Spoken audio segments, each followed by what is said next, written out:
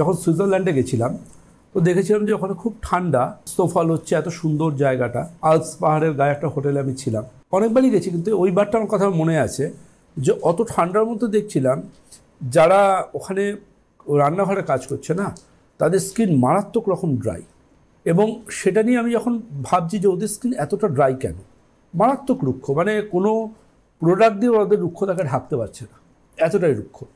তো ওই রুক্ষতার কারণ খুঁজতে গিয়ে আমি পেলাম সেটা হচ্ছে গরম জলে স্নান। ওই ফায়ারপ্লেসের জন্য ওদের ত্বক এতটা রুক্ষ হয়, এবং এর পাশাপাশি গরম জলে স্নান করলে ত্বক মারাত্মক রুক্ষতার শিকার হয়।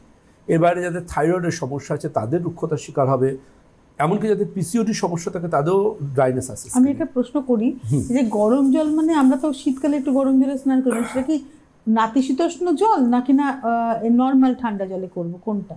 যেই জলে ধোঁয়া উঠছে সেই জল স্কিনকে রুক্ষতার শিকার করবে। ঈষদুষ্ণ জলে স্নান করা যেতে পারে, কিন্তু ধূমায়মান নয়। ধূমায়মান চা খাওয়া যেতে পারে, কফি খাওয়া যেতে পারে, সে জলটা গায়ে ঢালা যাবে না। দেখুন, কিছু শীতকাল তুলে মানুষজন হন, তারা স্নান করার সময় খুব টেনশানে থাকেন, তো তাদের জন্য তারা কিন্তু খুব অতিরিক্ত গরম জল গায়ে ঢালেন, কিন্তু আলটিমেটলি ওই অতিরিক্ত গরম জলটা গায়ে ঢালবার জন্য কিন্তু তাদের স্কিন এক ধরনের বার্ন হয়ে যায়।